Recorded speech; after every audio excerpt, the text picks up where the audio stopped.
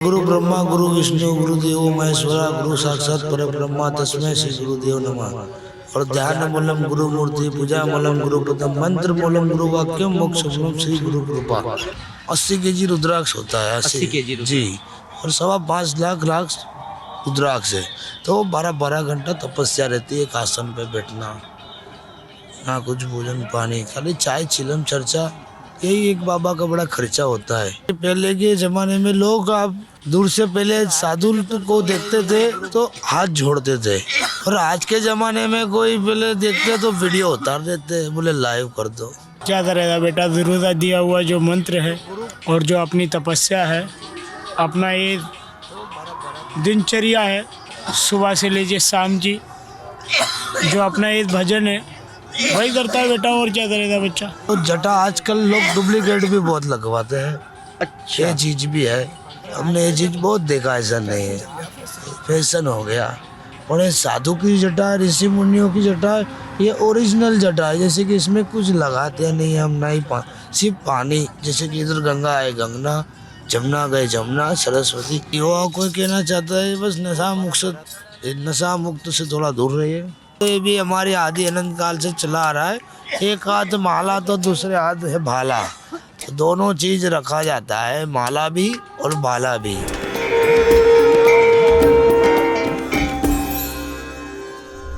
इस वक्त हम कुंभ में हैं। कुंभ में आप आएंगे तो आपको कुछ नागा साधु दिखेंगे, हमें भी दिखे, हम इनसे बात करते हैं। बाबा क्या नाम है आपका? हम श्री पंदस नाम जोना अखाड़ा, नागा सन्यासी, हरिद्वार गिरी, नागा बाबा रुद्राक्ष वाले। बाबा कई भक्तों को ये जिज्ञासा रहती है कि नागा जो साधु हैं हमारे, वो उनका जीवन, उनको नागा साधु बनने के लिए किस तरह से प्रेरित होते हैं वो खुद? ये तो बेटा जैसे कि बाल योगी संत, जैसे हमारे जैसे बचपन के, जैसे हम भी बाल योगी है, तो इसका महत्व कि इसको बचपन से लगन लग जाती है गुरु पीर महादेव जी से।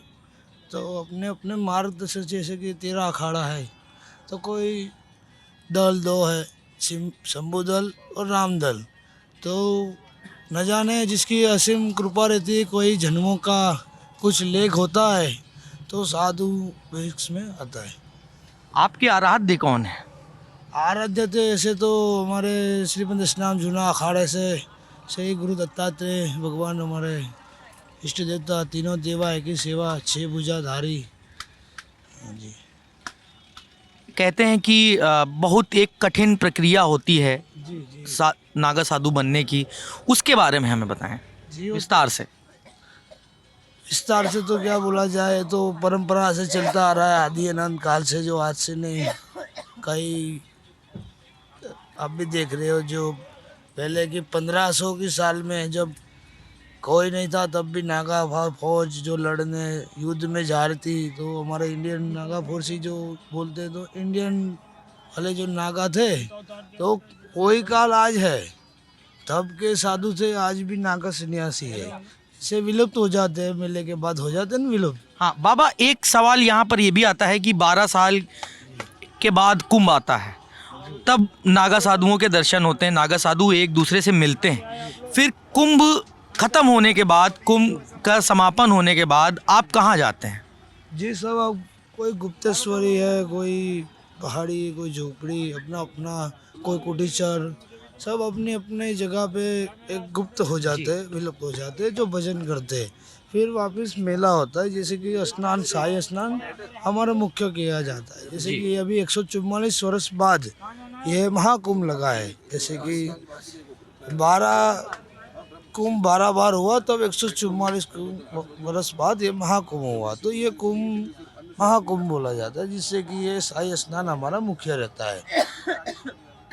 बाबा साधना के बारे में अगर भक्त जानना चाहें, कौन सी साधना करते हैं? कोई मंत्र आप हमें उच्चारण करके दिखा सकते हैं? मंत्र तो यही है, गुरु ब्रह्मा गुरु विष्णु गुरुदेव महेश्वरा गुरु साक्षात पर ब्रह्मा तस्मै श्री गुरुदेव नमः। और ध्यान मूलम गुरु मूर्ति पूजा मूलम गुरु पदम मंत्र मूलम गुरु वाक्यम मोक्ष मूलम श्री गुरु कृपा। तो गुरु को ऐसी असीम कृपा होती है। तो जैसे कि बालक है हम गुरु महाराज के, तो जैसे कि शिष्य माई का बच्चा होता है, ऐसे हम भी गुरु महाराज के बालक है ना। तो ऐसे गुरु महाराज की असीम कृपा रहती है। और यही जो ध्यान तप बल ये सब क्रियाक्रम पूजा पाठ ये सब गुरु महाराज का सिखाया हुआ है। तो ये सब चलता रहता है। और दूसरी बात कि जैसे कि रुद्राक्ष धारण करते हैं, हमारा ये रुद्राक्ष तो 80 kg रुद्राक्ष होता है। 80 kg रुद्राक्ष। जी। और 5.25 लाख रुद्राक्ष है।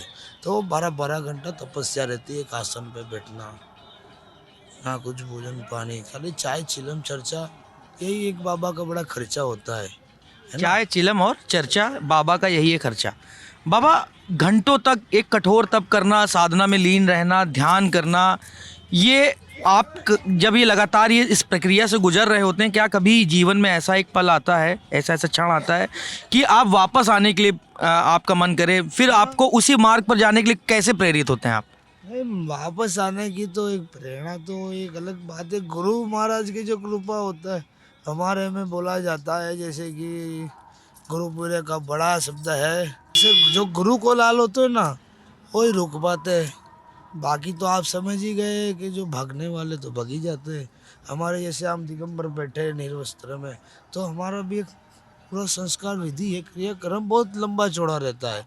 जैसे कि ये सब गुरु कृपा होती है। अब आज बाल योगी हम भी है, हमारी उम्र भी ज़्यादा नहीं है, कम ही है, पर कहने का मीनिंग यही जो संसार में आप भी देख रहे सभी पहले के मैंने ज़माने में हम भी छोटे थे तो हम भी बहुत पहले बड़े बड़े बुजुर्ग मुख सुनाते थे कि जैसे कि पहले के ज़माने में लोग आप दूर से पहले साधु को देखते थे तो हाथ जोड़ते थे, और आज के ज़माने में कोई पहले देखते तो वीडियो उतार देते, बोले लाइव कर दो। ये ज़माना बदल गया है क्या? बाबा ये मुझको ये लगता है कि आप नागा साधुओं के बारे में जानने की जिज्ञासा हमेशा से रही है, क्योंकि अब यंत्र आ गए हैं ऐसे जिससे वीडियो उतारे जाएं, तो एक वो होता है कि हम गए हैं इनसे, आप मिले, आशीर्वाद लिया, तो घर में जाके लोगों को दिखाएं, बताएं। जी बिल्कुल, ये एक दर्शन लाभ है, क्योंकि हम विलुप्त हो जाते हैं, दिगंबर अवस्था में रहते थे, बाहर निकलते तो एक हमारा एक मर्यादा रहता है, तो हम ढाल देते हैं कि चलो कोई माई बहन दिख रही अपना है। बाकी ऐसे मेला ठेला होता है तो कुंभ मेला है ऐसे तो, बाकी ये निर्वस्त्र ही रहते हैं। जब से गुरु महाराज की प्रेरणा होती है, नागा संस्कार होता है, तब से दिगंबर अवस्था हो जाती है। बाबा आपसे एक सवाल है कि बहुत ज़्यादा ठंड, बहुत ज़्यादा बरसात, गर्मी, इसको मतलब इससे जीतने के लिए, इस पे विजय पाने के लिए नागा साधु क्या करते हैं? क्या करेगा बेटा, गुरु का दिया हुआ जो मंत्र है और जो अपनी तपस्या है, अपना ये दिनचर्या है, सुबह से लीजिए शाम की, जो अपना ये भजन है वही करता है बेटा, और क्या करेगा बच्चा। और क्या आपके क्या एक सेकेंड बाबा, एक चीज़ हम ये भी जानना चाहते हैं कि आपके जो जटाओं का एक जो वो होता है, उससे क्या ऊर्जा मिलती है आध्यात्मिक? ये तो एक गुरु महाराज की असीम कृपा होती है कि जटा हर किसी का नहीं होता है। और आजकल ये चीज़ आपने बहुत सौभाग्य की बोली, जो जटा, जी, तो मैं बोलना चाहता हूँ जटा आजकल लोग डुप्लीकेट भी बहुत लगवाते हैं। अच्छा, ये चीज़ भी है, हमने ये चीज़ बहुत देखा, ऐसा नहीं है, फैशन हो गया। और ये साधु की जटा है, ऋषि मुनियों की जटा है, ये ओरिजिनल जटा है। जैसे कि इसमें कुछ लगाते नहीं हम, ना ही सिर्फ पानी, जैसे कि इधर गंगा है गंगा, जमुना गए जमुना, सरस्वती, ऐसे चारों दिशा में। और हमारा तो ऑल इंडिया ब्राह्मण रहता है, नेपाल भूटान सब भी फ्री होता है। तो कहने का मीनिंग जटा है ना, एक कुदरत की होती है, गुरु महाराज का कृपा होता है। और इसके जटा गुरु रहते हैं हमारे, जो हमारे सन्यासी के जटा गुरु भी रहते हैं। इससे गुरु महाराज का कृपा होता है, मंत्र देते तब से वो जटा हो जाती है। अच्छा, आपको मंत्र मिलने के बाद आपको दीक्षा कब मिली बाबा? जी वो तो हम तो बहुत छोटे थे तभी हमने, वो तो कृपा हो गई असीम, तो बचपन से ही बाल योगी संत है। आप एक अगर वो प्रक्रिया हमको समझाएं, एक सामान्य इंसान से नागा साधु बनने तक की प्रक्रिया संक्षेप में अगर। जी अभी जो मार्ग है अभी के मैंने अभी देखा जाए तो अभी तो लोग कोई क्रोधित होके बाबा बन जाता है, कोई धोखाधड़ी में बाबा बन जाता है, कोई मार कुट करके बाबा बन जाता है, कोई मर्डर करके भी चला जाता है, किसी को पता नहीं चल जाता है। दूसरी बात कि कोई अपने प्रेम धोखे में चला गया, घर से बवाल हो गई तो वो चला गया। साधु सच्चा वो होता है कि जैसे हम तो जूनागढ़ गुजरात गिरनारी साधु है ना, तो बचपन के आप भी देख ही रहे हो हमारी अवस्था भी अभी। तो कहने का मीनिंग बचपन से जो लगन लगती है। अब सोच लो आजकल बीवी बच्चा वाले भी होते, शादियाँ कर लेते, सारा एंजॉय कर लेते, फिर बाबा बनते तो बताओ क्या होगा। और हमारे जैसे बाल योगी संत है, सब है, बचपन के साधु है, तो उनके कारण थोड़ा हमारा विलुप्त हो जाता है।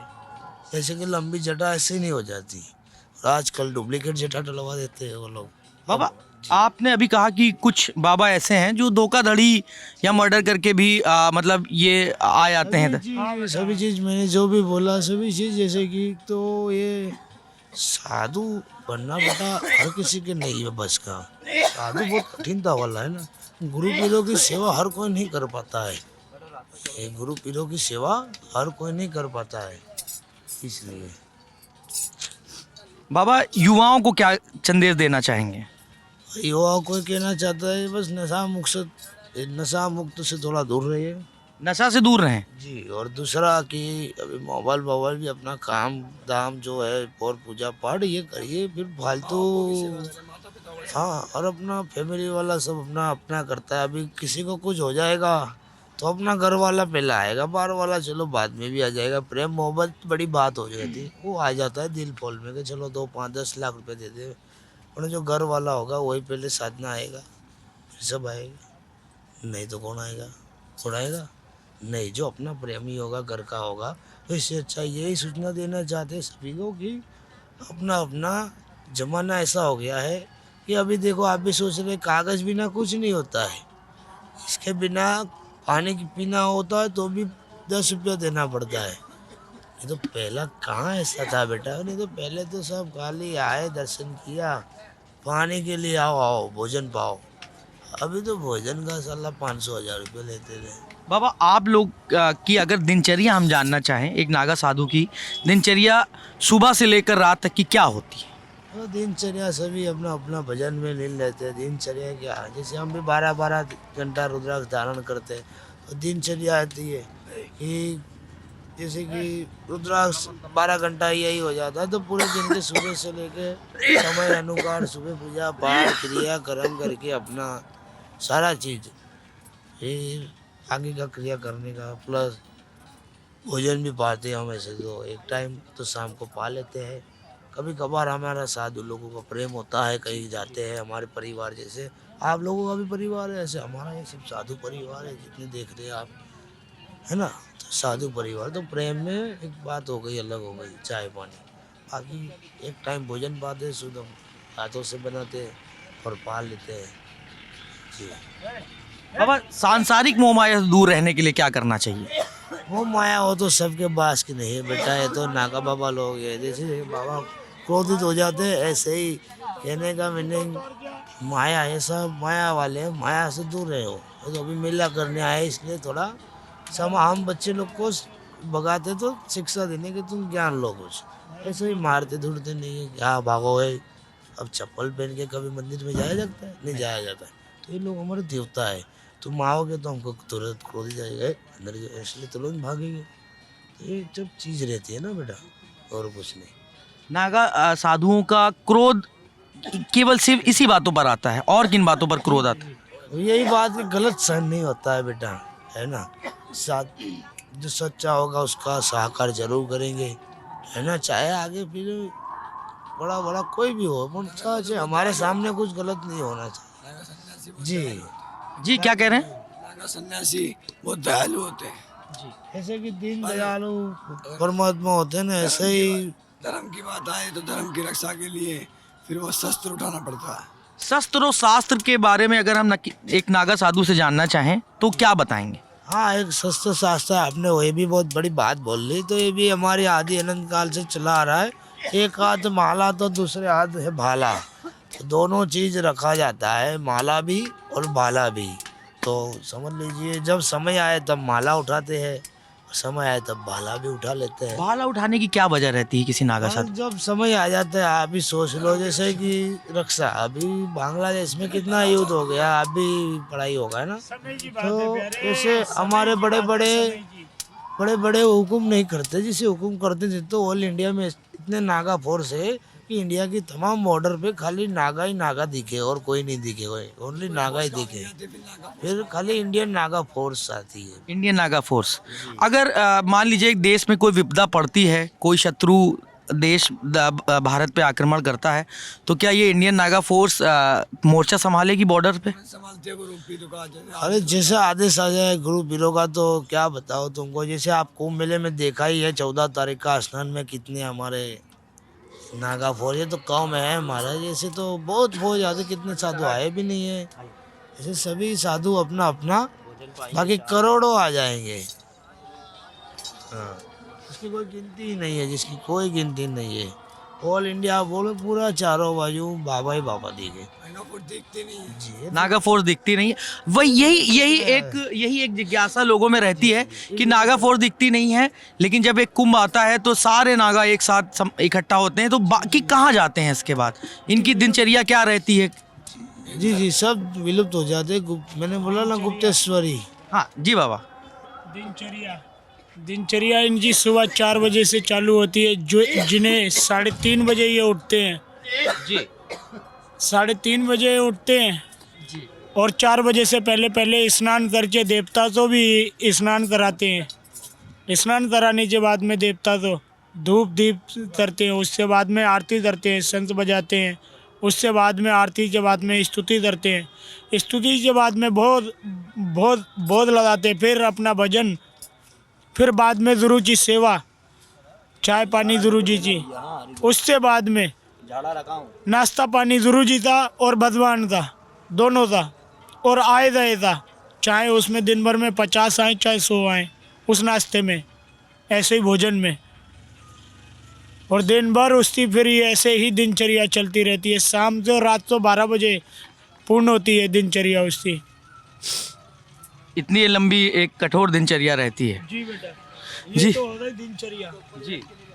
ये तो हो गई बेटा दिनचर्या। और आपने क्या पूछा था? हमने ये पूछा था बाबा कि एक नागा साधु को नागा साधु बनने के लिए एक सामान्य इंसान को क्या चीज़ प्रेरित करती है? क्या चीज़ प्रेरित करती है? गुरु पीरोजा भजन, गुरु पीरोजा तप, गुरु पीरोजा मान सम्मान, गुरु पीरो जी पगड़ियाँ, हमारे बाप दादाओं की पगड़ियाँ, हमारी माँ बहनों की चूड़ियाँ, हमारी माँ बहनों की पायलें, हमारी छोटी छोटी बच्चियों की पायलें प्रेरित करती हैं कि इनके पैरों में, बच्चियों के पैरों में पायलें ऐसे ही सदैव थनकती रहें जैसे सतयुग से आज कलयुग में थनकती आई हैं। बाबा, भारत में, हिंदुस्तान में आपको सबसे बड़ी समस्या और उसको सुधारने का कोई सुझाव आप देना चाहेंगे? नहीं बच्चा, अपने पास में कुछ नहीं है सिवाय मोदी और योगी के, यही दोनों है सबसे बड़ा स्वभाव और सबसे बड़ा हथियार। इस टाइम ये दोनों सही कर रहे हैं, बाकी टेंशन आप मत लो। आप है ना ज़्यादा टेंशन ले रहे हो, आप ज़्यादा टेंशन मत लो। तो ये हमारे साथ कुछ नागा साधु थे, इनके बारे में, इनके जीवन के बारे में जानने की हमने कोशिश की, इनसे बात की। आप क्या सोचते हैं इस बारे में, आप हमें कमेंट बॉक्स में ज़रूर बताएं। कैमरे के पीछे है मितेश, मैं हूँ नीरज।